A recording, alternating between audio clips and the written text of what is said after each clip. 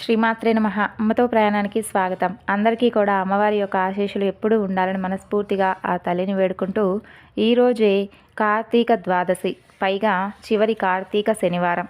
ఎంతో పవిత్రమైనటువంటి ఈ రోజున ఈ కథలు వినడం వలన శనిగ్రహ దోషాలు తొలగిపోయి స్వామివారి యొక్క సంపూర్ణమైనటువంటి అనుగ్రహం మనపై ఉంటుంది. కాబట్టి భక్తి శ్రద్ధలతో ఈ కథను వినండి.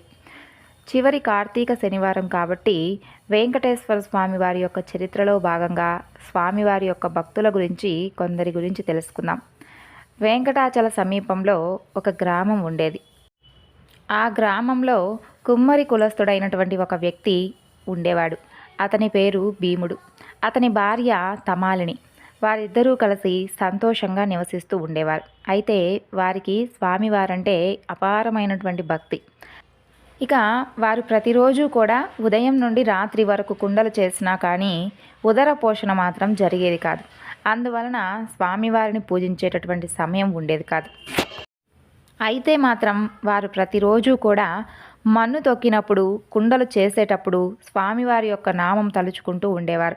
కుండలు చేసినప్పుడు చేతికి అంటినటువంటి మట్టితో తులసీ దళాలు చేసి స్వామి చెక్క విగ్రహానికి పెట్టేవారు. అలా కొంతకాలంగా జరిగింది. ఆ గ్రామం తొండమానుడు పాలన కింద ఉండేది. అతను ప్రతిరోజు కూడా వెంకటాచలంలో వెంకటేశ్వరుణ్ణి బంగారు పూలతో తులసీదళాలతో పూజ చేస్తూ ఉండేవాడు. అలా కొద్ది కాలం గడిచిపోయింది. ఒకరోజు అర్చకుల వారు రాజు పూజించినటువంటి బంగారు పూలు, తులసీ దళాలు అన్నీ కూడా మాయమైపోయి మట్టి దళాలు ఉంటున్నాయి అని చెప్పి గమనిస్తాడు. వెంటనే ఆ విషయాన్ని రాజుకు చెబుతాడు. రాజు కాపలా భటులను కనిపెట్టి వారిని నా వద్దకు తీసుకొనిరా అని చెప్పి చెప్తాడు. అయితే మాత్రం ఆ విధంగా చెప్పినా కూడా వారు మాత్రం తెలుసుకోలేకపోతారు. ప్రతిరోజు కూడా అలాగే జరుగుతూ ఉండేది. అలా కొంతకాలం జరిగిన తర్వాత రాజుతో స్వామి భీముని యొక్క మూఢభక్తి గురించి తెలుపుతాడు. ఉదయాన్నే రాజుగారు భటులతో సహా వెళ్ళి భీముని వద్దకు వెళుతాడు. భీమునితో మట్టితో ఎందుకు పూజిస్తారు? మీకు తులసి దళాలు, పూలు దొరకవా అని అడుగుతాడు. అయ్యా, నాకు తీరిక లేదు. అందుబాటులో ఉన్నటువంటి ఈ మట్టిని పూలుగా భావించి పూజ చేస్తూ ఉన్నాను. నాకేమీ తెలియదు అని చెబుతాడు.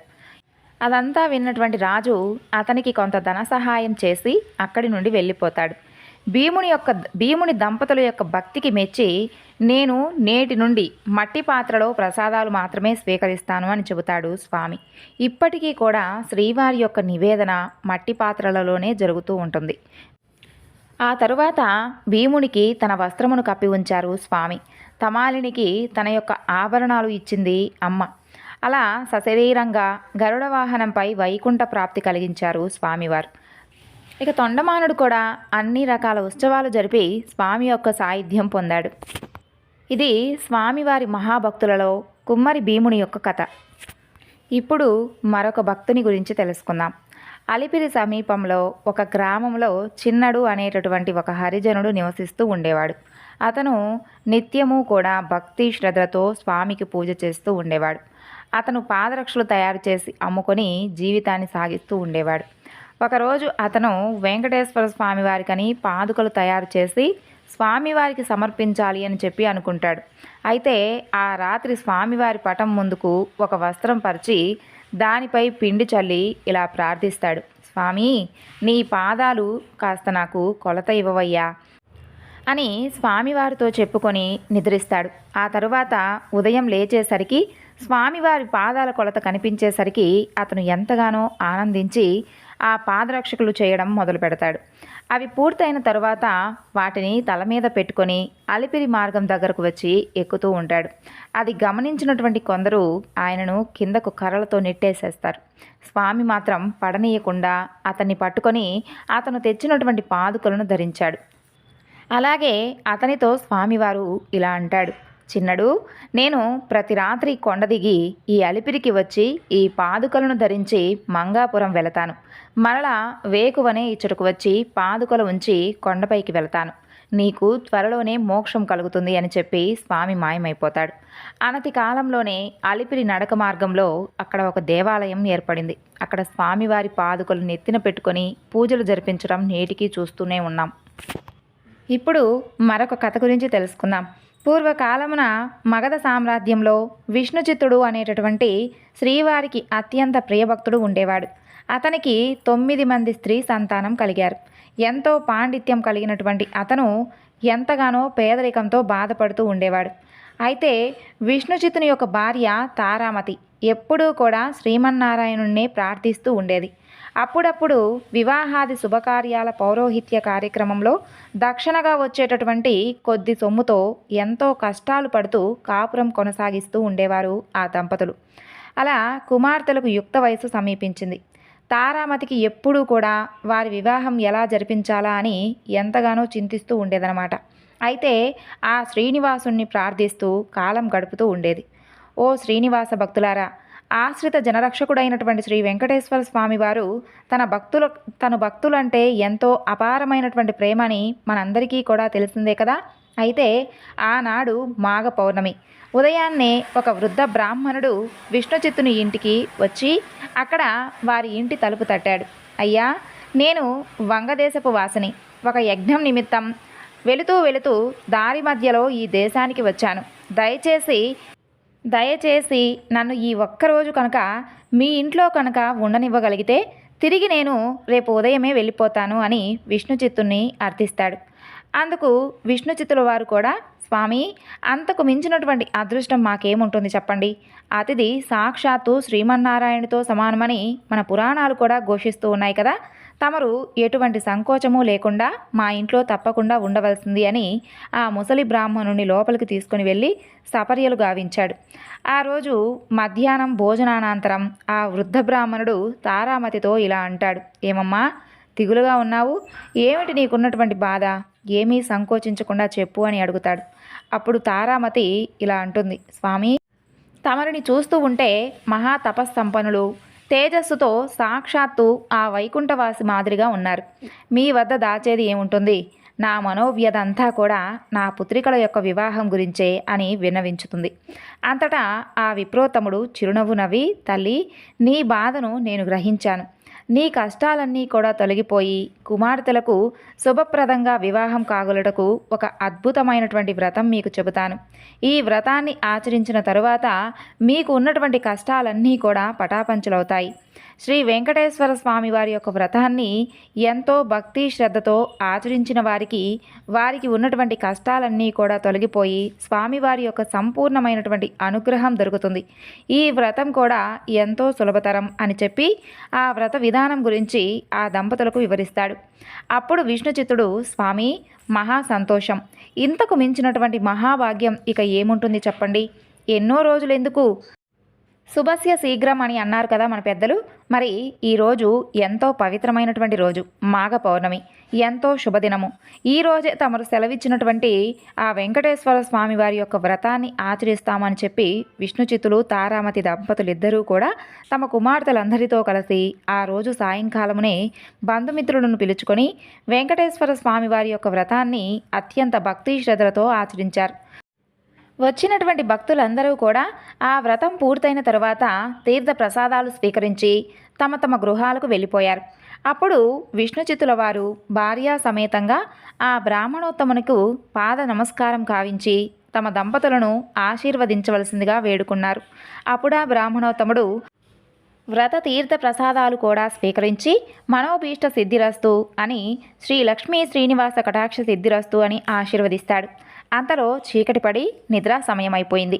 అంతటా విష్ణుచిత్తుడు ఆ బ్రాహ్మణుడికి ఒక చిరిగినటువంటి దుప్పటిని ఇచ్చి కన్నీళ్ల పర్యంతంగా, స్వామి, కడుపేదనైనటువంటి నేను, నా వద్ద ఇంతకు మించి మంచి దుప్పటి లేదు. ఈ రాత్రికి నన్ను క్షమించి దీని యందే విశ్రమించవలసిందిగా వేడుకుంటాడు. అందుకు ఆ బ్రాహ్మణుడు చిరునవ్వు నవ్వి, ఏమీ కూడా చింతించవలసినటువంటి అవసరం లేదు విష్ణుచిత్త, తను బయట వసారాలో పడుకుంటాను అని చెబుతాడు. ఆ తరువాత కొద్దిసేపటికే అందరూ కూడా నిద్రించారు. రాత్రి 4వ జామున ఉరుములు మెరుపులతో ఒక పెద్ద వర్షం మొదలైంది. అంతా కూడా కటిక చీకటి. గాఢాంధకారంలో కంటికి ఏమీ కూడా కానరావట్లేదు. విష్ణుచిత్తునికి బయట పడుకున్నటువంటి ఆ ముసలి బ్రాహ్మణుడు ఎలా ఉన్నాడు అని బెంగగా ఉంది. కానీ ఈ గాఢాంధకారంలో ఏమీ కనిపించక ఎప్పుడెప్పుడు తెల్లవారుతుందా అని ఆ రాత్రి గడిపాడు. ఆ కుటుంబం అంతా కూడా ఎంతగానో బాధపడ్డారు. అంతలో తెల్లవారిపోయింది. వాన తేలిక పడింది. బయట బ్రాహ్మణుడు ఏమయ్యాడో అని ఎంతో బాధపడుతూ అక్కడికి వచ్చినటువంటి ఆ దంపతులకు అద్భుతమైనటువంటి ఒక దృశ్యం కనిపించింది. అక్కడ విప్రోత్తముడు లేడు. చిరిగినటువంటి దుప్పటి స్థానంలో పట్టు పీతాంబరం ఉంది. ఆ పీతాంబరంపై వెంకటేశ్వర స్వామి వారి యొక్క విగ్రహం చిరునవ్వుతో కనిపించింది. జరిగినదంతా కూడా ఆ దంపతులకు అర్థమైంది. వారి ఆనందానికి అవధులే లేవు. వచ్చింది సాక్షాత్తు ఆ శ్రీమన్నారాయణుడే అని ఆహా, ఏమి మన భాగ్యము! కానీ స్వామివారిని మాత్రం మనం గ్రహించలేకపోయామే. చివరికి చినిగినటువంటి దుప్పటి ఇచ్చామే అని తలుస్తూ స్వామివారి విగ్రహాన్ని కళ్ళకద్దుకొని ఇంట్లోకి వచ్చారు. ఇల్లంతా కూడా స్వర్ణమయంగా కనిపించింది. అంతటా కూడా ధనరాశులే. ఆహా, శ్రీ వెంకటేశ్వర స్వామి వారి యొక్క వ్రతకల్ప మహత్యం వలన ఇదంతా జరిగింది కదా అని స్వామిని అనేక విధాలా స్తుతించారు ఆ దంపతులు. చూసారా, సాక్షాత్తు స్వామివారే ఆ భక్తుని ఇంటికి అతిథి రూపంలో వచ్చి వ్రత విధానం చెప్పడమే కాకుండా తీర్థప్రసాదాలు కూడా తానే స్వయంగా స్వీకరించాడు. స్వామివారు అంతటి కరుణామయుడు.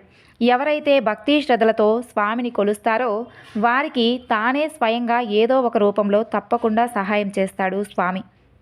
ఇప్పుడు ఈ వ్రతమహత్యం గురించి తెలిపేటటువంటి మరొక కథ గురించి తెలుసుకుందాం. పూర్వకాలంలో అవంతి దేశంలో భాగ్యనగరం అనేటటువంటి పట్టణం ఉండేది. పేరుకు తగినట్లుగా ఆ పట్టణంలో అనేక మంది భాగ్యవంతులు ఉండేవారు.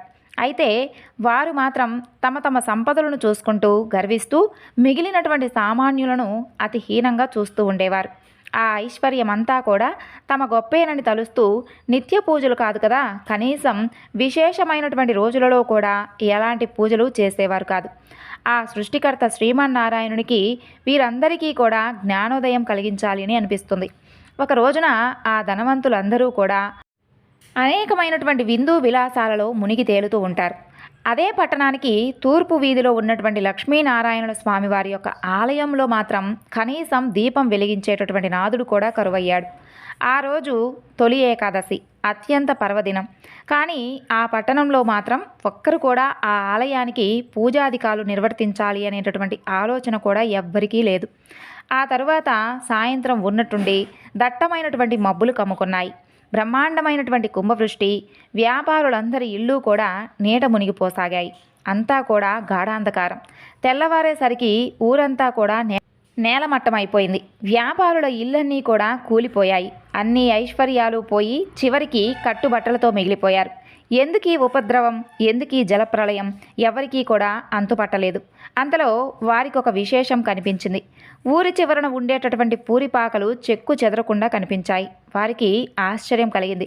ఇంత కుంభవృష్టిలోనూ అసలు ఈ పూరిపాకలు ఎలా నిలిచాయి అని వారిలో వారు అనుకుంటూ ఉండగా అంతలో ఒక పెద్ద మెరుపు మెరిసింది. ఆకాశవాణి ఇలా పలికింది, ఓ మూర్ఖులారా, మీకున్నటువంటి సంపదలన్నీ కూడా కేవలం మీ గొప్పతనమని తలుచుకోవడం వలననే ఇలా జరిగింది. ఆ పూరి గుడిసెలో నివసించేటటువంటి దేవయ్య నాకు అత్యంత ప్రియభక్తుడు. అతి సామాన్యుడైనటువంటి దేవయ్య ప్రతిరోజు కూడా మీ యొక్క ఊరిలో ఉన్నటువంటి శ్రీ లక్ష్మీనారాయణ వారి యొక్క ఆలయంలో దీపం వెలిగిస్తూ ఉంటాడు. అంతేకాకుండా ప్రతి ఏకాదశి నాడు తనకు వీలున్నంతలో వెంకటేశ్వర స్వామి వారి యొక్క వ్రతకల్పాన్ని నిర్వర్తిస్తూ ఉంటాడు. ఆ వ్రత ఫలితంగానే తనతో పాటే ఆ గుడిసెలలో ఉన్నటువంటి వారందరూ కూడా రక్షింపబడ్డారు. మీరందరూ కూడా ఆ వ్రతాన్ని ఆచరించిన ఎడల తిరిగి మీకున్నటువంటి ఐశ్వర్యాలను తిరిగి పొందగలరు అని వినిపిస్తుంది. ఇక వెంటనే వారందరూ కూడా ఆ ఆలయానికి వెళ్ళి తక్షణమే అందరూ కూడా తలో ఒక పనికి పూనుకొని వెంకటేశ్వర స్వామి వారి యొక్క వ్రతాన్ని ఆచరించారు. ఆ వ్రత ఫలితంగా అందరి గృహాలు పూర్వరూపంలో కనిపించాయి. అది మొదలుగా ఆ వర్తకులందరూ కూడా శ్రీవారి భక్తులై ప్రతి ఏకాదశి నాడు వెంకటేశ్వర స్వామి వారి యొక్క వ్రతాన్ని ఆచరిస్తూ బ్రతికినంత కాలం సుఖ సౌభాగ్యాలతో ఉండి చివరకు ముక్తిని పొందారు. ఇప్పుడు మరొక కథ గురించి తెలుసుకుందాం. పూర్వకాలమున నగరి అనేటటువంటి గ్రామంలో ధనగుప్తుడు అనేటటువంటి వ్యాపారుడు ఉండేవాడు. అతను మహాలోభి. ఎంత ఐశ్వర్యాలు సంపాదించినా అతను లోపితనానికి మాత్రం అంతు లేకుండా ఉండేది. ఈ ఐశ్వర్యమంతా కూడా కేవలం తన గొప్పయేనని భావిస్తూ విర్రవీగుతూ ఉండేవాడు. ఎంతటి వారైనా సరే ఈ అహంకారమే కదా అదో పాతాళానికి తొక్కివేయబడుతుంది. మరి ధనగుప్తుని యొక్క భార్య కాంతామతి మాత్రం ఎంతో భక్తి శ్రద్ధలు కలిగి ఉండేది. వారికి 3 పుత్రికలు. చివరి పుత్రిక అయినటువంటి కుమారికి దైవభక్తి ఎక్కువగా ఉండేది. ఎప్పుడూ కూడా ఆ శ్రీనివాసునే తలుస్తూ ఉండేది. తండ్రికి తెలియకుండా వీలున్నప్పుడల్లా వెంకటేశ్వర స్వామి వారి యొక్క ఆలయానికి వెళ్ళి స్వామిని దర్శించుకొని వస్తూ ఉండేది. ఇంటికి తీసుకువచ్చినటువంటి ప్రసాదాన్ని అందరూ స్వీకరించినా తండ్రి మాత్రం ఎప్పుడూ తీసుకునేవాడు కాదు. భర్త యొక్క ఈ ప్రవర్తనకు కాంతామతి ఎంతో చింతిస్తూ ఉండేది. ఆ తరువాత ఒక రోజున కుమారి తన స్నేహితుల ఇంట వెంకటేశ్వర స్వామి వారి యొక్క వ్రతాన్ని జరుగుతూ ఉందని తెలుసుకొని తాను కూడా వ్రతకథలను వినదామని చెప్పి అక్కడకు వెళుతుంది. వ్రతం పూర్తయ్యేసరికి మిట్ట మధ్యాహ్నం అవుతుంది. ప్రసాదం తాను స్వీకరించి కొంచెం పొట్లాంగా కట్టుకొని ఇంటికి బయలుదేరి వెళుతుంది. మార్గమధ్యమున వచ్చేసరికి ఎండ తీవ్రత ఎక్కువైపోతుంది. ఎక్కడైనా కానీ కొంచెం దాహం తీర్చుకుందామని తలచగానే ఆ పక్క వీధిలోనే తన తండ్రి అంగడి ఉందని చెప్పి గుర్తొస్తుంది. వెంటనే ఆ అంగడికి వెళ్ళి ఆ వ్రతం గురించి తండ్రికి చెప్పకుండా నీళ్లు అడిగి తాగుతుంది. తండ్రి కోపగించుకుంటాడనే భయంతో కంగారుగా దాహం తీర్చుకొని వడివడిగా ఇంటి దారి పడుతుంది. ఆ హడావిడిలో స్వామివారి ప్రసాదం పొట్లం ఆ దుకాణంలోనే మర్చిపోయి వదిలి వెళ్ళిపోతుంది. అంతలో ఆ బజార్లో ఒక్కసారిగా అలజడి మొదలవుతుంది. ప్రజలందరూ కూడా హాహాకారాలు పెడుతూ పరిగెడుతూ ఉంటారు. పెద్ద అగ్ని ప్రమాదం సంభవించి ఆ వీధిలో ఉన్నటువంటి అంగళ్ళన్నీ కూడా అగ్నిదేవుని ప్రతాపానికి ఆహుతి కాసాగాయి. అసలే మిట్ట మధ్యాహ్నం, దానికి తోడు తీవ్రమైనటువంటి వడగాలి. ధనగుప్తుడి శరీరం భయంతో కంపించింది. ఇంకొద్ది క్షణాలలో తన కళ్ళ ఎదుటే తన అంగడి కూడా బూడిద కావాల్సిందే అని ఈ ఆలోచనలతో చేతులు వణికిపోతూ ఉన్నాయి అతనికి. అంగడి నుండి అందరూ కూడా బయటకు పరుగులు తీస్తూ ఉన్నారు. కానీ తాను మాత్రం ఉండిపోయాడు. విడిచిపోబుద్ధి కావట్లేదన్నమాట అతనికి. ఉంటేనేమో తాను కూడా మసైపోగలడు. ఇక ఆ కంగారులో చేతికి ఒక పొట్లం తగులుతుంది. ఏ ఆలోచన లేకుండా తీసి ఆ పొట్లంలో ఉన్నటువంటి ప్రసాదాన్ని నోట్లో వేసుకుంటాడు. తీయగా అనిపిస్తుంది. అంతేకాదు మనసు కొంచెం స్థిమితపడ్డట్లుగా తోస్తుంది. అప్పుడే ఒక అద్భుతమైనటువంటి సంఘటన జరుగుతుంది. మంటలన్నీ కూడా ధనగుప్తుడి ముందు దుకాణం వద్దే ఆగిపోతాయి. ఒక్క నిప్పురవ్వ కూడా తన యొక్క దుకాణంపై పడలేదు. ఏమీ విచిత్రం, ఏమి ఈ మాయ? ధనగుప్తుడి నోటి మాట కూడా రాలేదు. అంతలో ఆ వీధిలో అగ్ని ప్రమాదం జరిగిందని ఇంట్లో తెలిసి భార్య కాంతామతి కుమార్తెలతో సహా భయాందోళనతో ఆ శ్రీనివాసుణ్ణి ప్రార్థిస్తూ అక్కడకు చేరుకున్నారు. అంగడి వరకు వచ్చినటువంటి మంటలు పక్కనే ఉన్నటువంటి వారి అంగడి వద్దే ఆగిపోవడం చూసి సంభ్రమాశ్చర్యాలకు లోనయ్యారు. అప్పుడు కుమార్తెకు తాను అంగడిలో మర్చిపోయినటువంటి పొట్లం గుర్తుకొస్తుంది. ధనగుప్తుడు అంతకుముందు తాను తిన్నది ఆ పొట్లంలో ఉన్నటువంటి పదార్థంగా గ్రహిస్తాడు. కుమారి ఆ పొట్లం శ్రీ వెంకటేశ్వర స్వామి వారి యొక్క ప్రసాదం అని తాను వ్రతంలో పాల్గొనడం అంతా వివరిస్తుందన్నమాట. తాను స్వీకరించినటువంటి ఆ ప్రసాద మహత్యం వల్లనే తాను ఆ ప్రమాదం నుండి బయటపడినట్లుగా ధనగుప్తుడు కూడా గ్రహిస్తాడు. శ్రీవారిని క్షమించమని చెంపలు వేసుకుంటాడు. సాయంకాలమే ఊరి వారందరినీ పిలిచి వెంకటేశ్వర స్వామి వారి యొక్క వ్రతాన్ని భక్తి శ్రద్ధలతో ఆచరిస్తాడు. అప్పటి నుండి ఆ వర్తకుడు పూర్తిగా స్వామివారి సేవలకే శేష జీవితాన్ని అంతా కూడా గడిపి చివరికి ముక్తిని పొందాడు. కేవలం ప్రసాదాన్ని స్వీకరించినంతనే ఎంతటి ఆపద నుండి బయటపడ్డాడో చూశారు కదా. వెంకటేశ్వర స్వామి వారి యొక్క వ్రతాన్ని ఆచరిస్తే అంతటి అద్భుతమైనటువంటి ఫలితం కలుగుతుంది. ఇప్పుడు మరొక కథ గురించి తెలుసుకుందాం. పూర్వకాలంలో కౌమార దేశంలో మిత్రుడు అనేటటువంటి ఒక చాకలివాడు ఉండేవాడు. అతను తన యొక్క కులవృత్తిని నిర్వర్తిస్తూ వీలున్నంతలో దాన ధర్మాలు గావిస్తూ ధర్మపరంగా జీవిస్తూ ఉండేవాడు. కానీ అతని దిగులంతా కూడా అతనికి ఉన్నటువంటి అవిటితనమే. కాలు అవిటిది కావడం చేత ఉతికినటువంటి బట్టలను మూటలు కట్టి ఇంటింటికి తిరిగి ఇవ్వడం చాలా కష్టంగా అనిపించేది. దానికి తోడు గంపెడు సంసారం. కష్టపడకపోతే పూట గడవదు. ఎల్లప్పుడూ కూడా స్వామివారినే ప్రార్థిస్తూ ఉండేవాడు. ఏదో ఒక రోజున ఆ స్వామి తనను కరుణిస్తాడు అనేటటువంటి నమ్మకంతో జీవనం సాగిస్తూ ఉండేవాడు. భక్తజన సులభుడైనటువంటి శ్రీమన్నారాయణుడు ఇదంతా కూడా గమనిస్తూ ఉండేవాడు. ఎవరికైనా కానీ వారి యొక్క పూర్వజన్మ కర్మ నివృత్తి అయ్యే సమయానికి శ్రీనివాసుడు ఏదో ఒక రూపంలో వచ్చి తన భక్తులను తప్పకుండా ఆదుకుంటాడు. అలా ఒకరోజు సాయంకాలం నాడు రోజులాగే మిత్రుడు చాకిరేవు నుండి బట్టల మూటతో పట్టణానికి వెళుతూ రొప్పుతూ తిరిగి వస్తూ ఉంటాడు. అంతలో మార్గమధ్యంలో అతనికి ఒక ముసలి బ్రాహ్మణుడు తారసిల్లుతాడు. సహజంగా భక్తి శ్రద్ధలు కలవాడు అవడం చేత మిత్రుడు భుజం మీద మూటలు కిందకు దించి ఆ బ్రాహ్మణుడికి నమస్కరిస్తాడు. అప్పుడు ఆ విప్రోత్తముడు, నాయనా, ఈ అవిటికాలితో ఎంతో బాధపడుతూ ఉన్నావు కదూ, నీ బాధ చూడటానికి నాకు చాలా కష్టంగా ఉంది.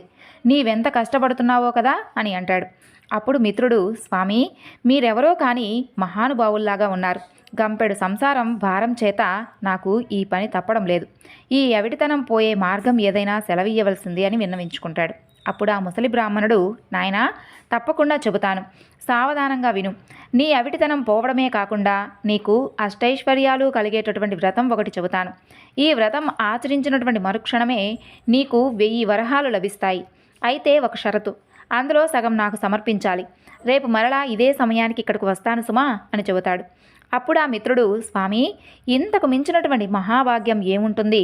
ఆ వ్రతం ఏదో, ఏ విధంగా ఆచరించాలో సెలవియ్యండి అని ప్రార్థించగా ఆ బ్రాహ్మణుడు వెంకటేశ్వర స్వామి వారి యొక్క వ్రతం గురించి వివరంగా చెబుతాడు. ఇక మిత్రుడు రెట్టించినటువంటి ఉత్సాహంతో ఇంటికి వచ్చి ఆ విషయం అంతా కూడా భార్యకు చెప్పి ఇరుగు పొరుగుల వారిని ఆహ్వానించి వెంకటేశ్వర స్వామి వారి యొక్క వ్రతాన్ని ఆచరించి తీర్థ ప్రసాదాలు తాను స్వయంగా స్వీకరించి వచ్చినటువంటి వారందరికీ కూడా పంచాడు. అంతలో ఇంటి బయట ఏదో కోలాహలం వినిపిస్తుంది.